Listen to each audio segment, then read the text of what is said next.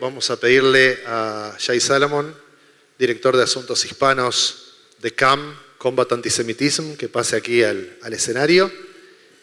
También cónsul honorario de Guatemala para el departamento de Maldonado. Y le vamos a pedir a quien queremos ansiosamente escuchar su palabra, periodista, ex vicealcaldesa de Barcelona, diputada, pero sobre todas las cosas, posiblemente la voz más autorizada en habla hispana al día de hoy para defender la existencia del Estado de Israel y el derecho de autodeterminación del pueblo judío. Así que un aplauso muy grande para Pilar Rahola, que le invitamos a subir aquí.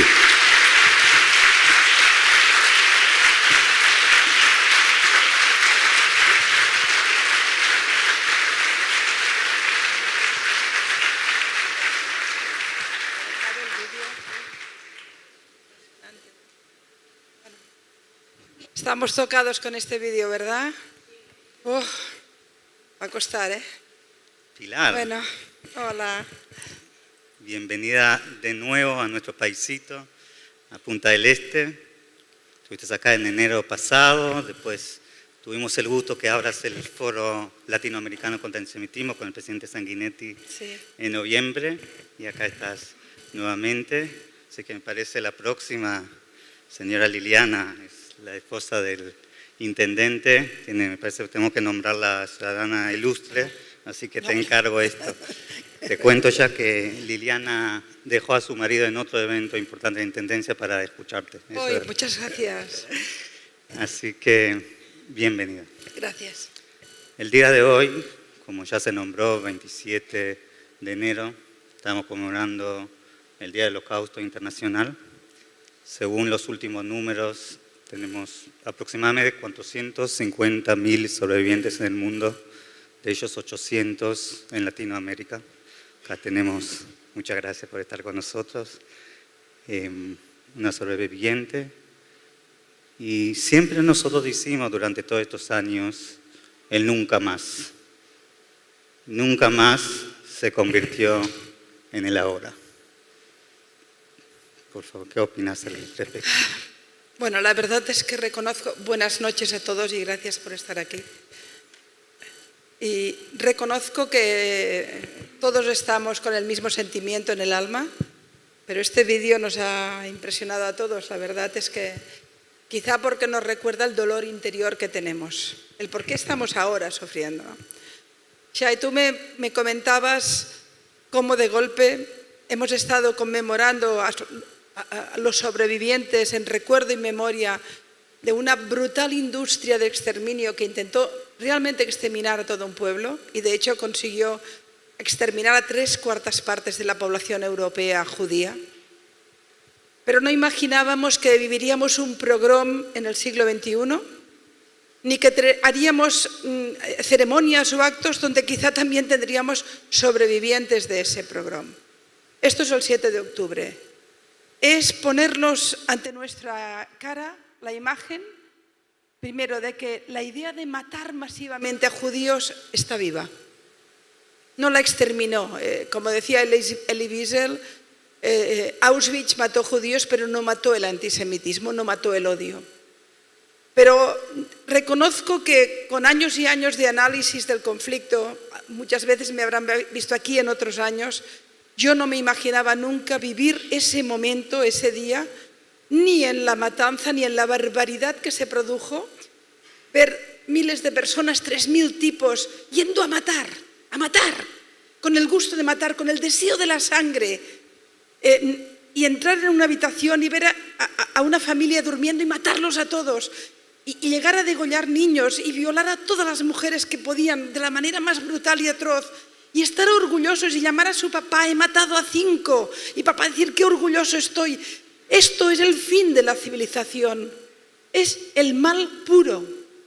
Y reconozco que no me imaginaba verlo de esta forma tan brutal, pero tampoco me imaginaba, Shai, volver a vivir la indiferencia, el desprecio, el aplauso, la banalización, todo aquello que conformó la segunda gran miseria del Holocausto, el silencio de tantos, mientras pasaba, la indiferencia, la negación durante décadas de otros o la banalización, nunca más.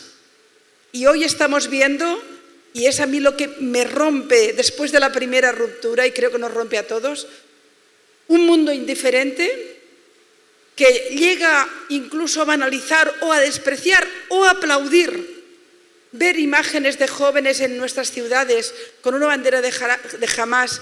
Me rompe todos los esquemas, va más allá de la capacidad de analizar qué le pasa al mundo. Y ya la última, porque acaba de pasarnos, de golpe tenemos una farsa de juicio con unos tipos que quieren dar lecciones de moral a un pueblo que lucha por sobrevivir. Terrible.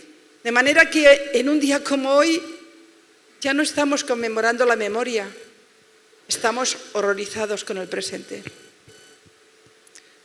Y, sabes, hace un mes tuvimos el gusto de estar juntos en la OEA. Y ahí dijiste que el antisemitismo no tiene que ver con los judíos, sino con los no judíos. Es la responsabilidad de poder luchar contra el antisemitismo. ¿Qué decís al respecto en este día tan especial que seguimos conmemorando el Holocausto y luchando contra este antisemitismo contemporáneo? Yo creo que si alguien me escuchó hace muchos años, porque corro por el mundo ya hace un tiempo, recuerdo que las primeras veces que estaba en audiencias mayoritariamente judías, cuando son no judías no me lo preguntan, pero cuando son judías, siempre me preguntaban por qué me había implicado. Yo nunca entendía la pregunta, porque a mí me parecía que me implicaba en una causa humana, pero me lo hacían mucho, ¿no? Pero no imaginaba que volvería a convertirse en una causa tan necesaria y tan brutal. Desde aquel momento, desde el principio de los tiempos en que yo más o menos pude hablar del tema, o desde siempre que tuve esa posición, siempre tuve muy claro que el antisemitismo era un termómetro de la sociedad y que cuando crecía el odio a los judíos, crecía la destrucción de las libertades y que por tanto estábamos ante sociedades enfermas. Y el antisemitismo era mi causa porque el odio a los judíos me decía que mi sociedad estaba enferma, estaba peor, estaba degradada, viciada. Cuando los judíos podían vivir tranquilamente como chilenos, como uruguayos, como lo que quieran, como franceses, íbamos bien. Cuando los judíos empiezan a tener que esconder su Maguen David o su kipá, o creen que tienen que hacerlo, o las sinagogas tienen de golpe pintadas, o los jóvenes en la universidad, por ser judíos, les recuerdan un montón. Eso tiene que ver con que estamos degradando profundamente las libertades, la tolerancia, la convivencia en una sociedad. Por eso, Shai, el antisemitismo nunca fue un tema judío, siempre fue un tema de los no judíos. El judío es la víctima, pero el responsable de que ese pequeñito pueblo, que en 8.000 millones de personas no llegan a 15 millones, no son nada. ¿Cómo un pueblo tan pequeño puede ser tan globalmente odiado?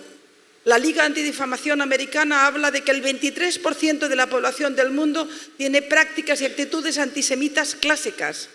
1.9 mil millones de personas. Es una locura. De manera que sí, que esto sin ninguna duda, yo lo que me gusta es interpelar, no en una comunidad judía, sino interpelar a los míos y acusarles de que están banalizando el antisemitismo o alimentando el discurso de odio a Israel, que es la nueva forma de antisemitismo, que me vengan con historias. Esa frase tan bonita, no, si yo no soy antisemita, yo soy antisionista, si tengo amigos judíos. Miren, ¿pero qué significa ser antisionista? Es decirle, hoy tiene mucho sentido recordar esto, es decirle a un pueblo que sufrió una industria de exterminio y que fue secularmente perseguido durante siglos, que no tienen derecho al derecho internacional, que no tienen derecho a la protección, que pueden quedarse ahí porque por si acaso algún día los vuelven a exterminar. El antisionismo siempre fue otro vestido nuevo, más progre, más simpático, mejor puesto del antisemitismo de siempre. Y por tanto desprecio profundamente a aquellos que en nombre de unas ideas progresistas o de izquierdas están levantando el edificio de odio a los judíos más grande de la actualidad. porque a través del odio a Israel están enseñando a odiar a los judíos. Ustedes lo viven en las comunidades, lo viven en sus ciudades. Yo acuso directamente a los Waters y a todos los voceros del odio a Israel, pero también a esos profesores universitarios, también a esos manifestantes, también a esos Boric en Chile o a esos Petros en Colombia. Los acuso directamente de ser los alimentadores del odio a los judíos y, por tanto, de estar destruyendo un principio fundamental de las sociedades modernas, que es la tolerancia, el respeto, la libertad. Gracias, Pilar.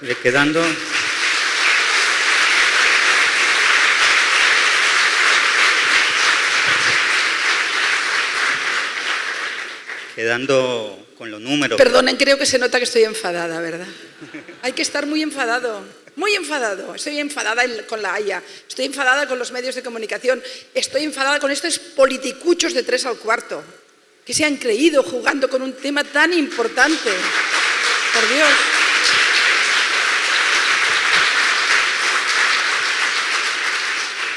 Estabas mencionando estadísticas, números, como dijiste, sí. 15 millones de judíos, 15 y pico, 6 a nivel mundial, cuando estamos hablando de menos de lo que es la provincia de Buenos Aires, y en un territorio de Israel, que es menos del departamento de Tacuarembó, acá en Uruguay, de 21 o 22 mil kilómetros.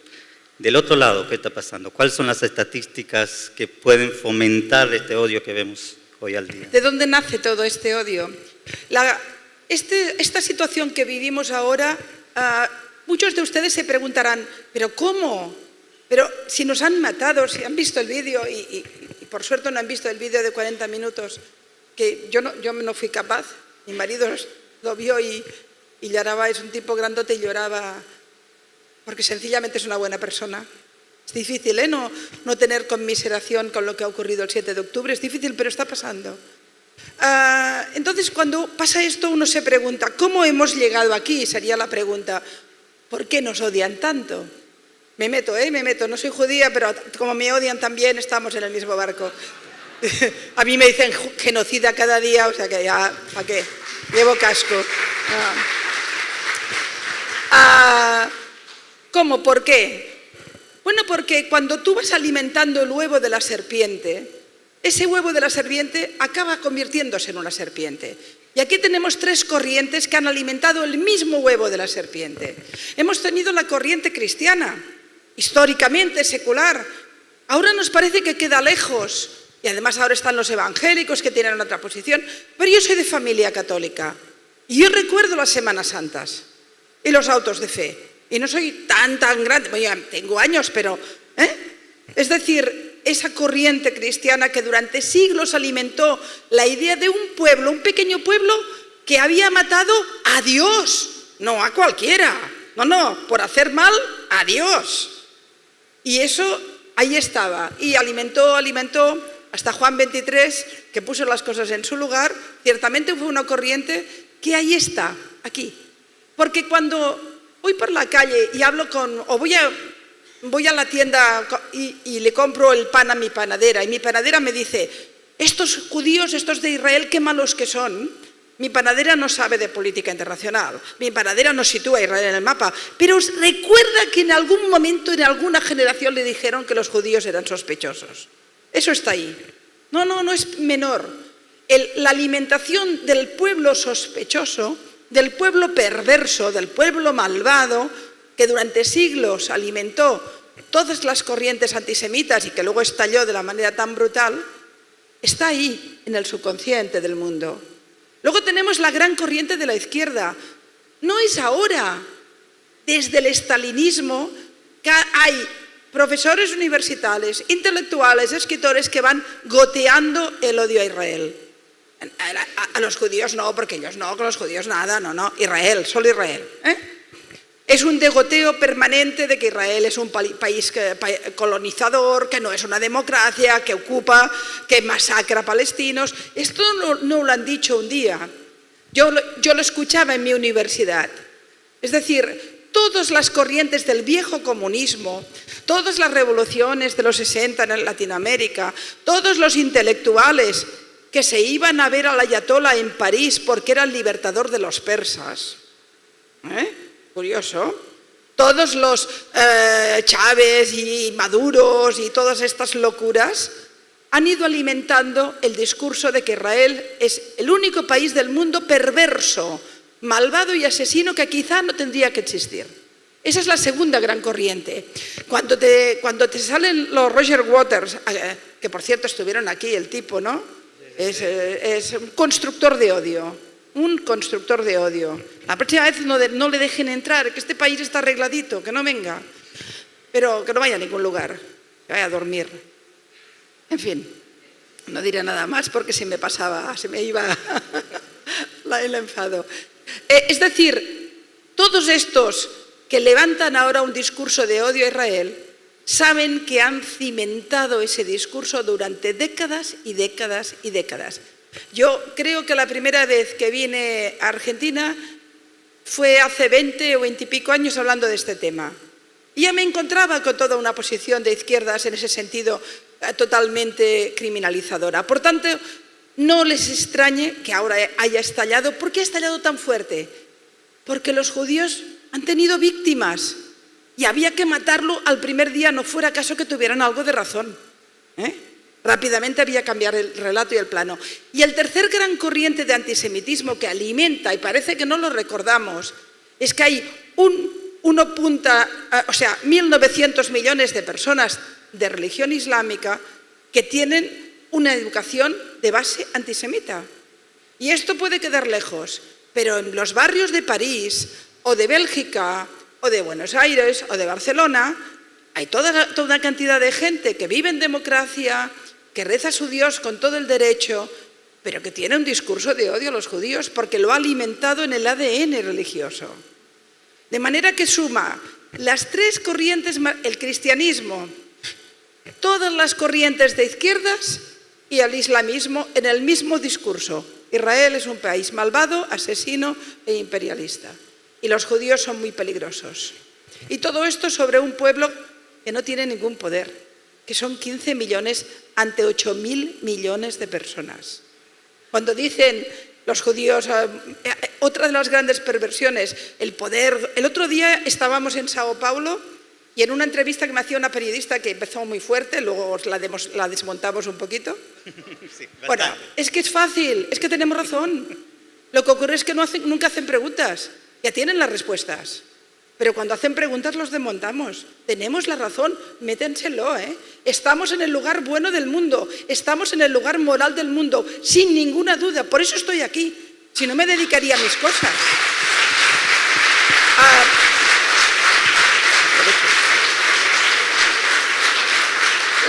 El periodista me dice, no, perdón, era un hombre. El periodista me dice, bueno, pero claro, es que el lobby judío en Brasil es muy importante. Y yo le digo, ¿más que el lobby chino? Dice, ¿cómo? Digo, porque creo que para el PIB de Brasil, creo que la influencia china debe ser más importante. El tipo, ¿y más que el lobby del petrodólar? Vamos a ir hablando de quién mueve los hilos del mundo, por Dios. Pero es que estamos montados en un edificio tan enorme de mentiras que cada mentira alimenta a la otra, se construye y acabamos teniendo un país genocida. Los que hemos vivido, la gente que ha vivido el genocidio del Holocausto, el genocidio de Ruanda, o ya más lejanamente el genocidio de los armenios, que tengan la vergüenza de hablar, ni que sea de insinuar la palabra genocidio en Israel, que probablemente es el ejército más pulcro y democrático que hay en el mundo, que hemos arrasado todos, que cuando en los 2 últimos días de la recuperación de Mosul contra el Estado Islámico, arrasamos con drones, con misiles, 50.000 muertos en 2 días. Y nadie habló de genocidio, era una guerra. Era una guerra, y no era una guerra como esta. Esta es dificilísima. Tienes que entrar en una zona hiperpoblada. Tienes los explosivos en las escuelas y los hospitales. ¿Saben cuántos kilómetros de túneles?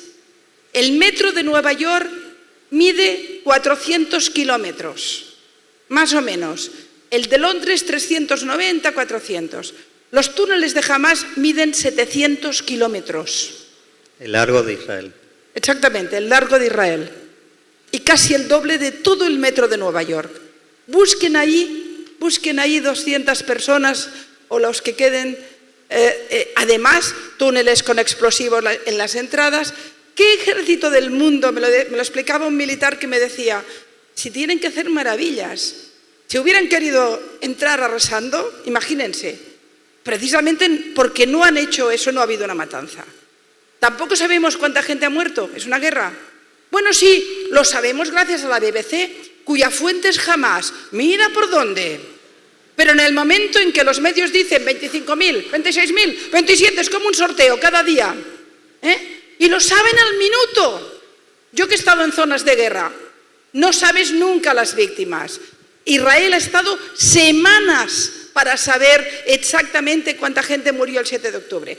Pero las autoridades del Ministerio de Salud de Palestina, que no sé quiénes deben ser, porque claro, allí jamás no manda, saben que hoy han matado 384 niños, siempre son niños, y 780 adultos. Oye, qué precisión. Son mentiras.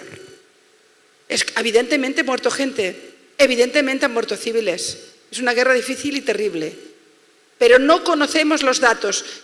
En lo que sí sabemos es que tenemos una prensa de rodillas que ha decidido aceptar las fuentes de un solo lado. En las guerras, la primera víctima es la verdad y nunca se acepta ninguna fuente porque está contaminada. En esta guerra solo se acepta la fuente palestina y, por supuesto, la fuente palestina es Hamás. Que la BBC, que la CNN, que periódicos tan importantes del mundo hayan comprado el relato de Hamás es otra de las muchas miserias que nos enseñan estos días el mundo. Ya quedando... Me largo mucho, ¿verdad, Shai? ¿No? Me parece que la gente está encantada. No, sí. Quedando saliendo de este lindo barrio de Punta Ballena, quedando es que además, déjame, perdóname, en el barrio ya me Israel. preguntarás, espera un momento. Okay. Además hoy, mira, me he preocupado, es que de verdad estamos en un momento de tanta... Yo estoy convencida que los judíos que estuvieron en los años 30 en Alemania no podían entender que de golpe sus vecinos, que habían estado toda su vida a su lado, se convertían en gente que no conocían, que no se preocupaban de lo que estaba ocurriendo, que a lo mejor hasta se aprovechaban. Yo en estos días no reconozco a mis vecinos, no reconozco mi sociedad. Miren, he buscado esto, lo he hecho foto, no tengo Wi-Fi aquí. He mirado La Haya, el Tribunal de La Haya. Las medidas provisionales que ordena el Tribunal de La Haya, movilizado por Sudáfrica, con compañía de los Petros, los Maduros, los iraníes que están a favor. En fin, todos son dechados de bondad democrática. Israel debe tomar todas las medidas necesarias para impedir cualquier acto que pueda considerarse genocida. Oigan, ya lo hace. Matar a miembros de un grupo, causar daños corporales, imponer condiciones destinadas a provocar la destrucción de un grupo, impedir nacimientos. Oigan, en una guerra muere gente, pero no conozco ni un solo soldado del ejército israelí que quiera hacer un genocidio. Pero si son los del Sahel los que están ayudando a que la gente pueda refugiarse y que pueda comer e incluso si puede escapar, que La Haya le diga a un Estado democrático que está en permanente peligro de destrucción, rodeado por un lado tiene un Hezbollah. ¿Qué país del mundo tiene en su frontera 100.000 misiles apuntando? Israel, Hezbollah, apoyado por un gigante militar que es Irán. A ese país que tiene 100.000 misiles en un lado, que tiene en el sur una cantidad enorme de organizaciones yihadistas, que ha sufrido guerras y permanentemente atentados. ¿Le dices a ese país que no tiene que defenderse?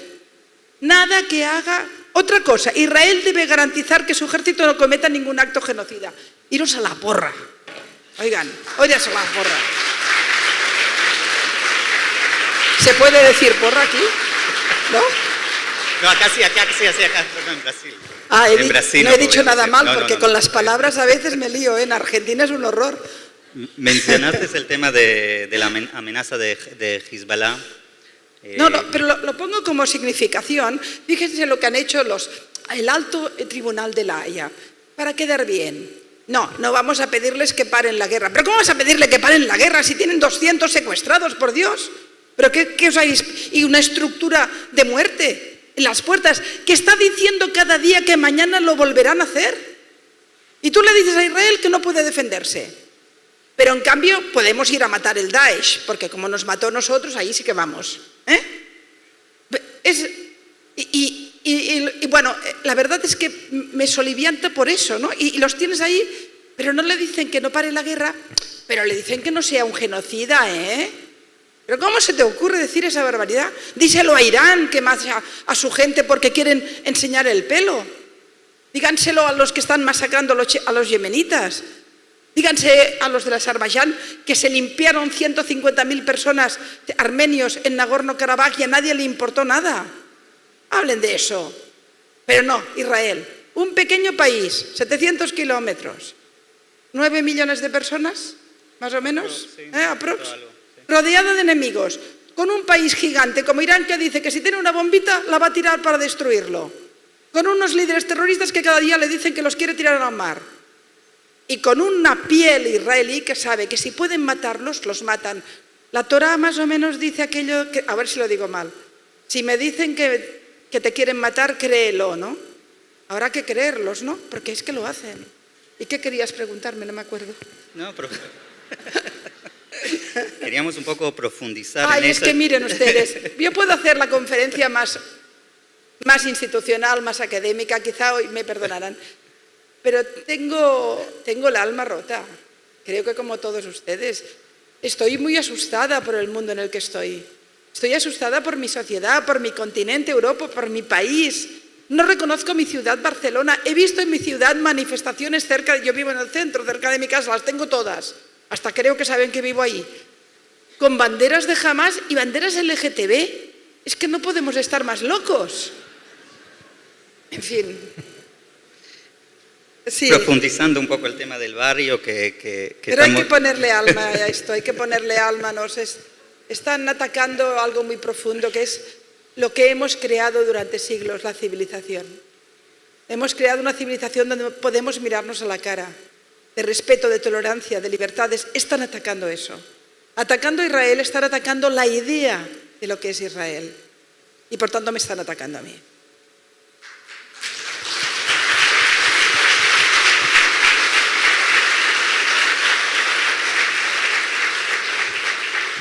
Profundizando un poco más de lo que es el barrio, y mencionaste el tema de Hezbollah, sabemos que hay aproximadamente 200.000 misiles que están listos, más misiles y raquetas.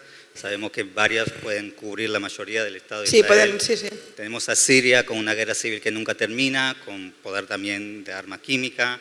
Tenemos a Jordania que paz, no paz, pero antes de ayer abrieron un restaurante restaurante de carne que se llama 7 de octubre.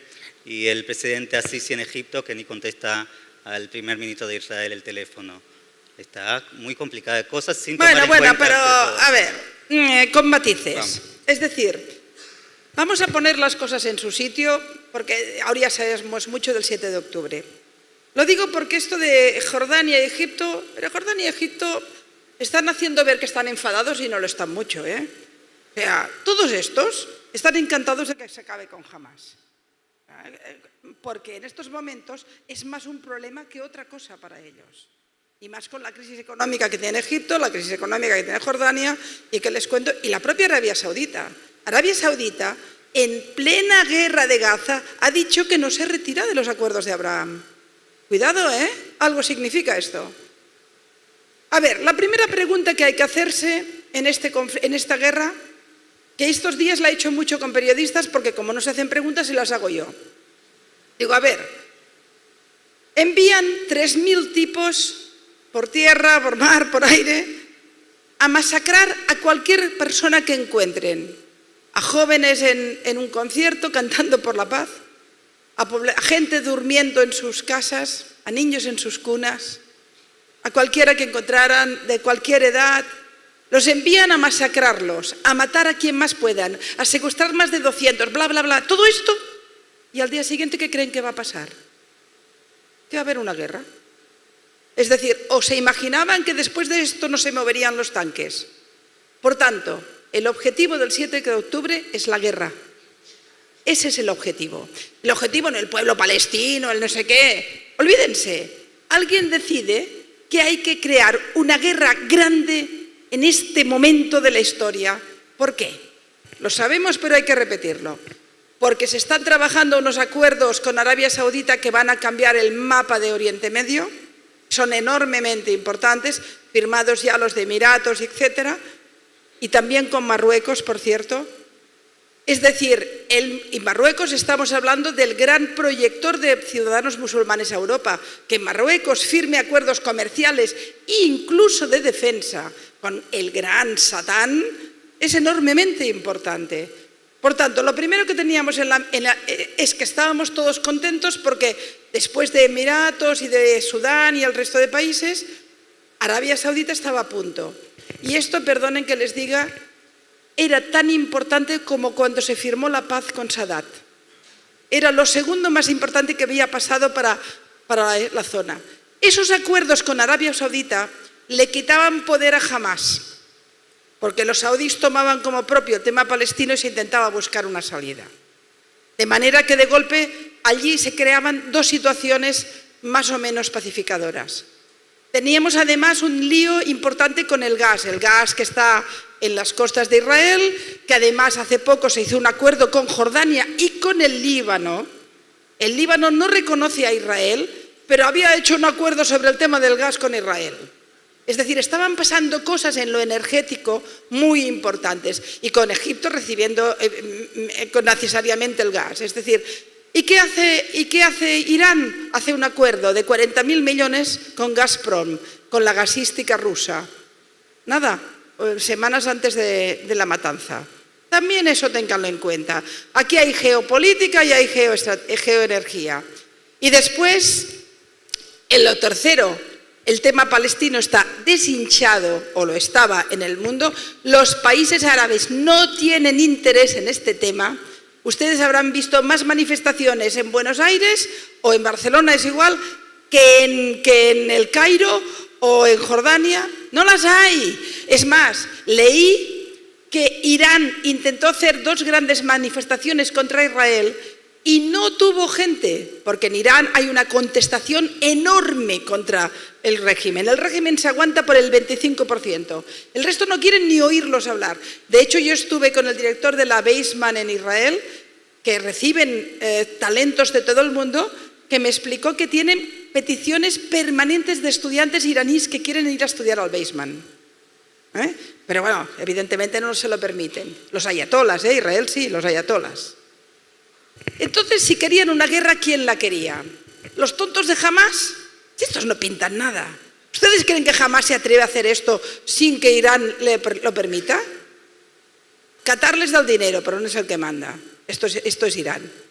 Y luego ya sabemos, lo expliqué la última vez que vine aquí, pero hay que repetirlo, las reuniones que se produjeron en el Líbano, en Siria también alguna, en Irán y en Turquía, de la Guardia Revolucionaria con Hamás, con Hezbollah, con la Yihad.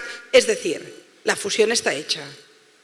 Y ahora tenemos la patita rusa, que está ahí con el tema del gas, y siempre China por ahí detrás, que no se ha metido en la guerra, pero está sosteniendo a Irán con su acuerdo económico de miles de millones. Con lo cual, vamos a ver, blanco y en botella leche, ¿no? ¿A quién le beneficiaba parar los acuerdos de Abraham, crear un problema energético que desvíe todos los acuerdos que había con el gas israelí y además levantar el tema palestino a Irán? ¿Quién ha ideado esta guerra? Irán. ¿Quién la quería? Irán. Último detalle. Las primeras imágenes que el mundo recibe de aquella chica asustada en un jeep que la están metiendo dentro y que ella va gritando en la cámara, la primera vez que aparecen es en el canal de Telegram de la Guardia Revolucionaria. No será porque se enteraron antes que nadie, o quizá estaban. ¿Dónde se han entrenado? En parte, evidentemente, en Gaza, pero en parte también en los campos de entrenamiento de la Guardia Revolucionaria. Y hay quien dice que con los Wagner rusos. Con lo cual, cuando tú escuchas a todos los periodistas, estos mindundis, que ahora con el Wikipedia y 2 palabras ya te hacen una crónica internacional, diciendo que esto es el conflicto de Israel con Palestina, que los israelíes no permiten que haya un Estado palestino. Tontos, tontos, tontos. Primero, han tenido la posibilidad de tener un Estado propio 5 veces. No han querido ninguna. Ninguna. Y no han sido por los judíos, han sido por los palestinos. Primero los árabes, que antes eran árabes. Ahora todo el mundo es palestino, cualquier árabe es palestino. No sé cómo hay tantos, en Chile hay 500.000, a mí no me salen los números, pero bueno, en fin, porque no salen, ¿Cuántos se fueron de Belén? Es mentira. Pero como estamos con tantas mentiras, que les cuento, ¿no? Bueno, ya no me acuerdo de por dónde íbamos. Ya me lío tanto que... No, bueno, es igual. No, lo que quiero que entiendan... Somos muchos, pero tengo la impresión de estar en familia, de verdad, Quizá porque hay mucho sentimiento. Lo cierto es que pónganse ustedes la idea, sí, los periodistas, que aunque todo el día la televisión hable de Palestina e Israel, la decisión está en Teherán. Y probablemente también, y la única manera que tenemos de que haya una solución mínima después de esta guerra es acorralando Irán. De ahí que, más allá de que guste poco o mucho, Biden nos ha hecho un gran regalo moviendo los portaaviones. Bueno, se lo ha hecho él, porque el tema les preocupa. Porque a todo el mundo le preocupa el crecimiento militar y de influencia de Irán. Y el movimiento de los portaaviones, tanto en el Líbano como en el Mar Rojo, ha sido clave para que la guerra no haya ido más allá. Yo soy de los que piensan que no entrará Hezbollah precisamente por esto. Porque a Estados Unidos le ha dicho cuidadito. ¿Por qué? Porque Estados Unidos está viendo los acuerdos de Rusia, que además así diversifica lo de Ucrania. Rusia se ha reforzado con drones iraníes en la guerra de Ucrania. También es que el acuerdo está hecho. Y por eso de la posición de Francia y de Alemania, en este sentido, cuidado, ¿dónde nos estamos metiendo? Saquen el foco. Cuando hablen con los que no están convencidos, con los convencidos ni hablen, déjenlos, no tienen remedio. Pero hay mucha gente que no entiende y al no entender compra el relato mayoritario. Saquen el foco de Israel, pongan el foco en Irán. ¿Qué es eso? Quedando en Irán, y es una lamparita que se prendió justo en las últimas semanas, 10 días, cuando Irán ataca en Pakistán y ataca a blanco en el Mar Rojo, y de repente no es a través de proxies, no es a través de grupos terroristas en Siria o a través obviamente de Hamas o Hezbollah en el Líbano. ¿Esto no tiene que preocupar? No, a ver, yo creo que sí que es a través de proxies, es decir, Irán tiene la constante de hacer la guerra en la región a través de otros.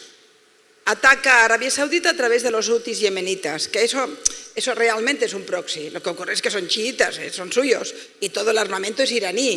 O sea, en realidad estamos viviendo desde hace unos 14 años, creo recordar, más o menos, una guerra entre Arabia Saudita e Irán, pero en el Yemen. Y lo mismo hace con Israel a través de Hezbollah y de Hamas.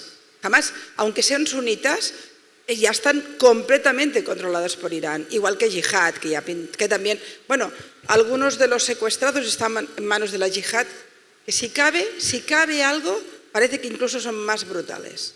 Ya es difícil imaginarlo.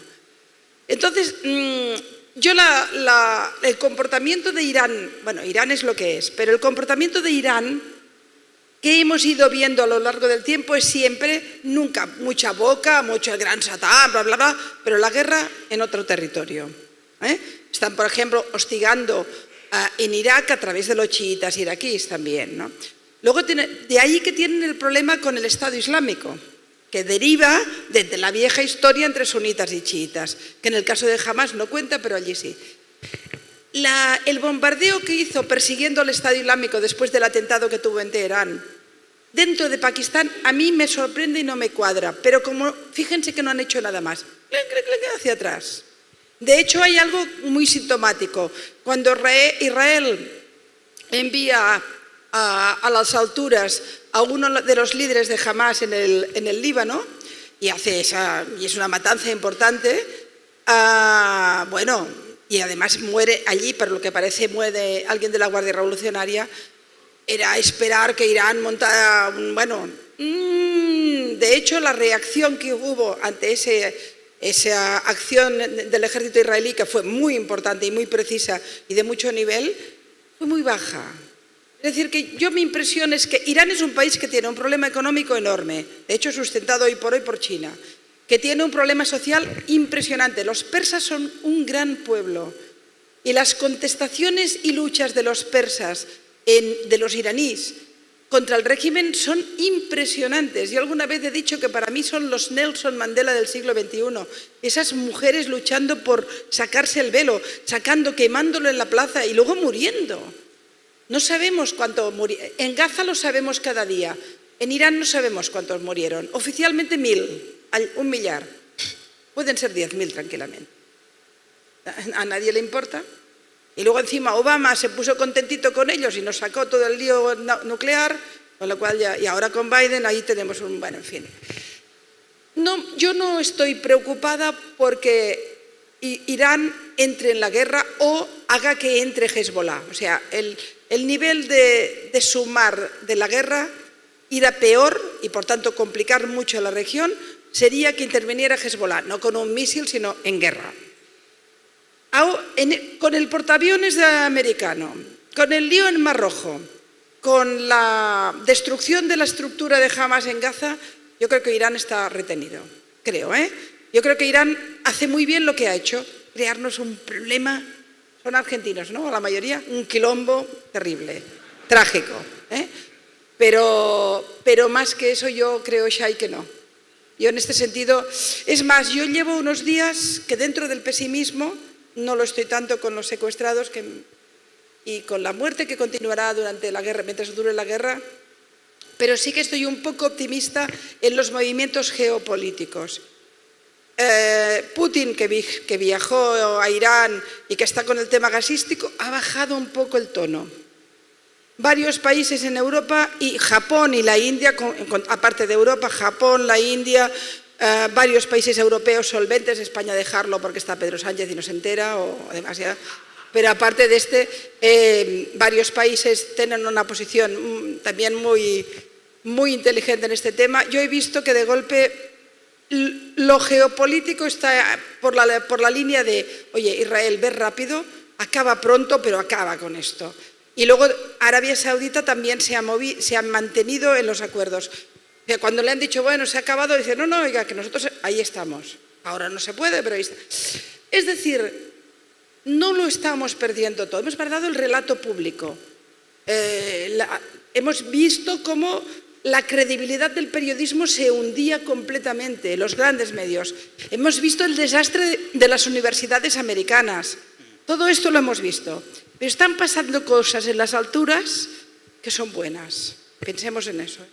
Sí, también vemos todo lo que está pasando ahora con países que están parando todo el apoyo a UNRWA, ¿no? a la funcionarios de la ONU en Gaza, lo que vemos ahora, mismos colaboradores de Hamas del 7 de octubre. Pueden decir misa, han quedado destruidos. Todos los que conocemos este conflicto sabemos que todas las organizaciones humanitarias en Gaza son pro Hamas, porque si no, no pueden trabajar allí. Es decir, lo que pasa es que son muy listos. Saben que los europeos o los occidentales somos muy tontitos cuando nos dicen, comisionado para los refugiados, bonito, bueno, amnistía, sí, Save the Children. Cuando tú eres de Save the Children en Gaza, eres miembro de Hamas. Pero el problema es que no solo eran miembros de Hamas o cercanos, es que parece que el comisionado para los refugiados ofreció coches y logística para la matanza. Esto los hunde, no va a poder, ya pueden protestar los Boric y con tonterías, no pueden, no. Ha quedado completamente destruido el prestigio de una organización de refugiados que en realidad se convierte, y lo conocíamos ya de antes, en activistas de uno de los lados. Ahora, llegar al punto de ayudar a terroristas en una masacre, 12 miembros de la UNRWA, 12 miembros vinculados directamente a Hamas. Es que claro, Pero es como los periodistas. Pero ¿quién actúa allí? Si son extranjeros es que tienen permiso porque han demostrado que son fieles. Y si no, son suyos. No hay libertad en Gaza. Los tontos de las banderitas LGTB, pero si allí te matan, hombre, matan a los periodistas disidentes, matan a los opositores, matan a las mujeres, bueno, imagínense, una como yo ya estaría remuerta. Es decir, ¿cómo se os ocurre defender esto? Que si estos tipos gobernaran, nadie de esta sala podría vivir. Por Dios, estamos hablando de una ideología del mal. Y cerrando este capítulo... Esto del mal y el bien, rabino, yo pensaba que era una tontería, pero ya ves, ¿eh? Ya ves, ¿eh? Hasta... Yo creo que nadie somos buenos del todo, pero estamos en el lado bueno. Pero desde luego hay gente que puede ser mala del todo. El mal puro, ¿eh? Para cerrar este tema del conflicto Israel-Hamás, tu proyección para las próximas semanas, meses o capaz años. A ver, quiero ser optimista. Es decir, no creo que esta guerra se acabe pronto. Esto va a ser aún complicado, ¿eh?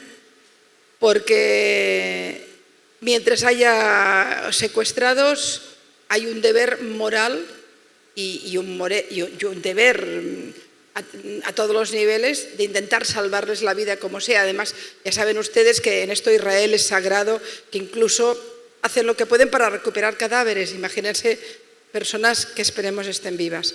Por tanto, yo no veo demasiado complicación, demasiados túneles, demasiado problema en Cisjordania en estos momentos, demasiados grupos aún operativos de Hamás como para que la guerra se pueda acabar pronto. Además, Israel está haciendo ahora operaciones muy quirúrgicas, muy pequeñas, muy centradas, y con lo cual dificulta la guerra. Claro, si Israel realmente hiciera un genocidio, que entrara a saco, ya estaría. Es que justamente no se acaba porque no hace eso. Con lo cual vamos a tardar bastante aún, yo creo que semanas tranquilamente. También creo que el ruido de la prensa va a bajar, porque es como lo de Ucrania, ya nadie hable de ello. De esto van a hablar más porque la izquierda lo va a mantener vivo, pero creo que va a bajar un poco el tono. Y mientras tanto yo creo que está trabajando la diplomacia o la buena política a varios niveles. Creo que el papel de Arabia Saudita diciendo yo me mantengo en los acuerdos es clave para encontrar una salida, la que sea. Cuando se acabe la guerra, en cualquier caso, habrá que impedir de todas que nadie de Hamás gobierne.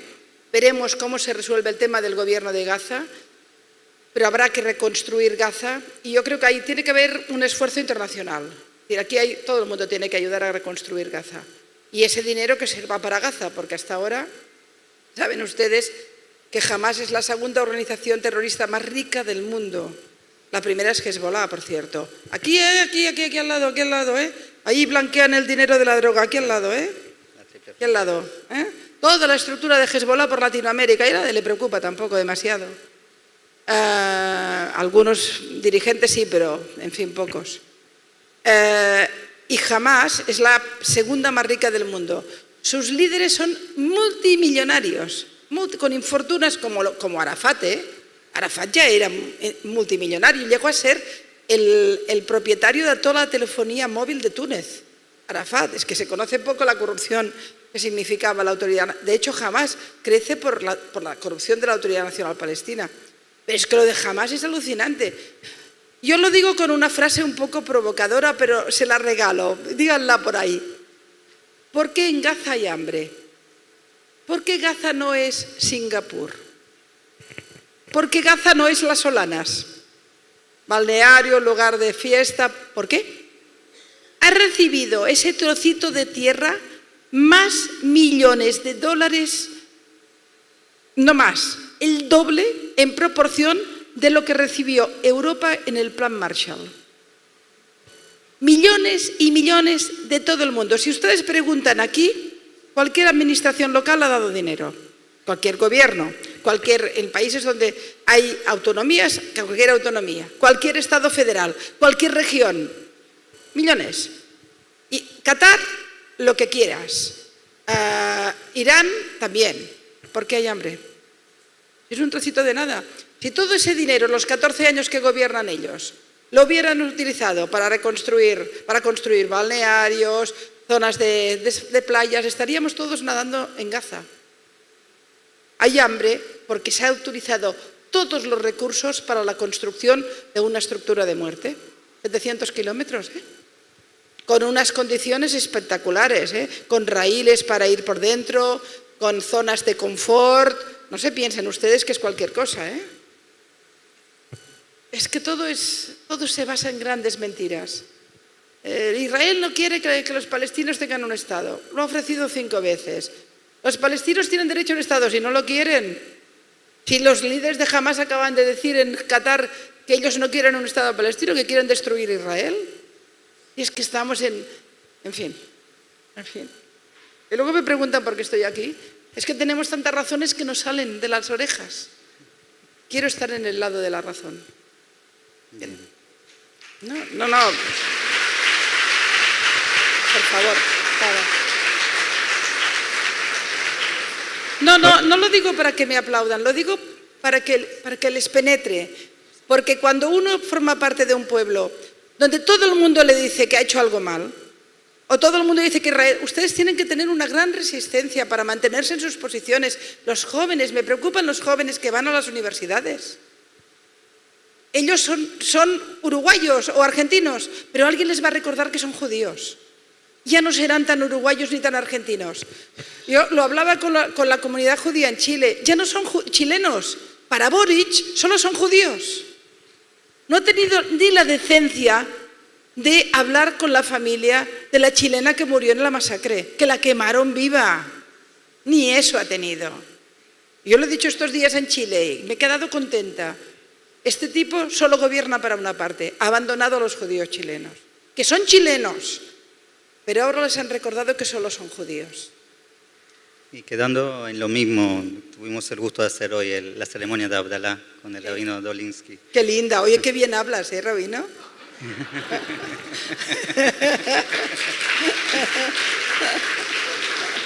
¿Es verdad? Y Abdalá en hebreo. ¿Sabes qué decía mi abuela? Pero me vas a perdonar, pero mi abuela era una señora que vivía en un pueblo, y decía siempre, cuando alguien era feo, decía, eres más feo que un rabino. Pero mi abuela no sabía lo que era un rabino. Es lo que decimos del antisemitismo. No, que el señor está muy bien, pobre, ¿no?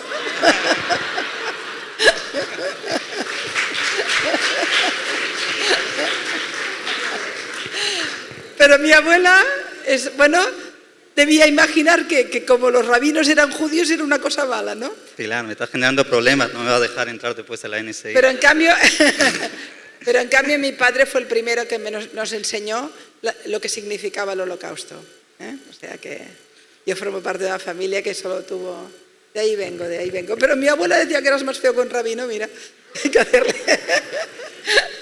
Entonces, quedando con esa ceremonia muy linda de Abdalá, como viste, es una distinción de lo que es el Shabbat, un día festivo al día de semana, pero también significa en hebreo, la Abdil, hacer algo diferente, o sea, buscar otro camino de hacer las cosas.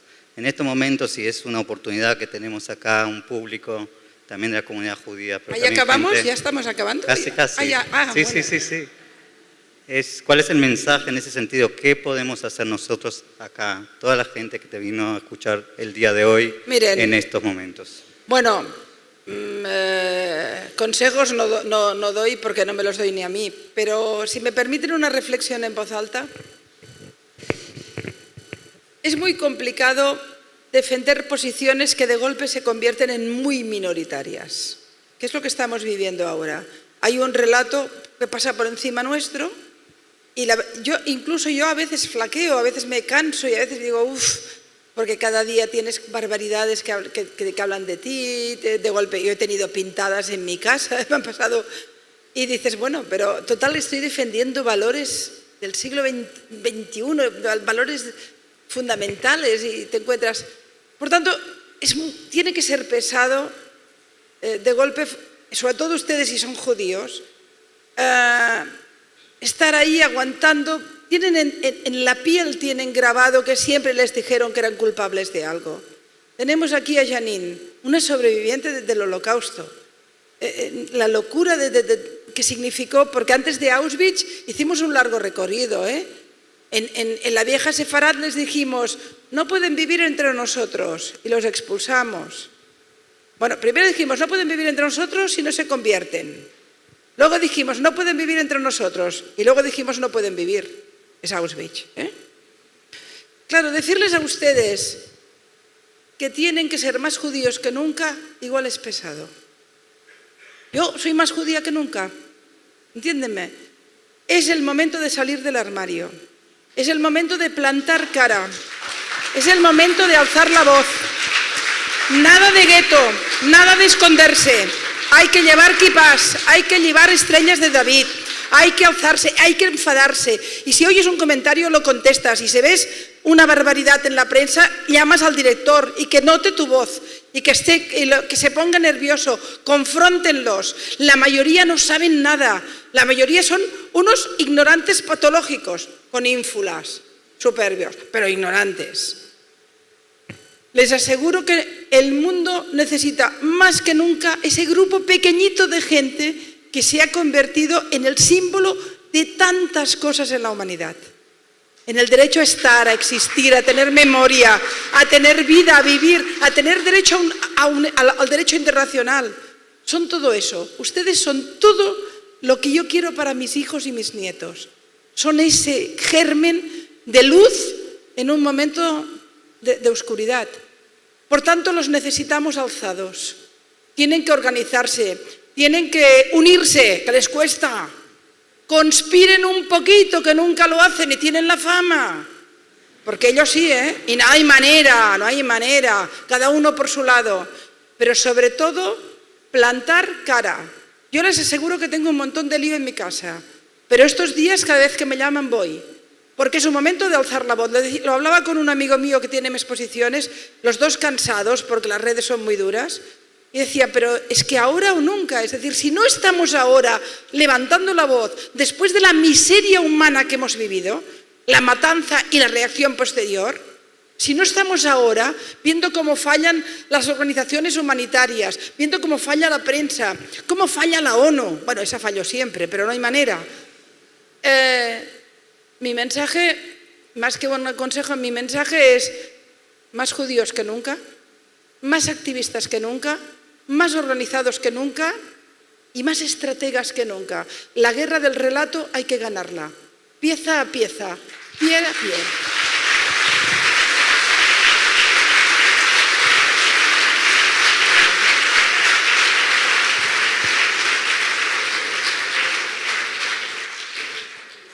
Entonces, para finalizar esta hermosa tarde, ¿cómo querías finalizarlo?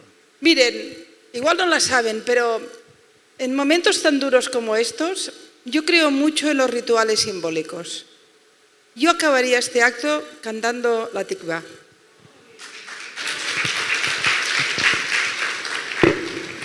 O sea que hemos acabado.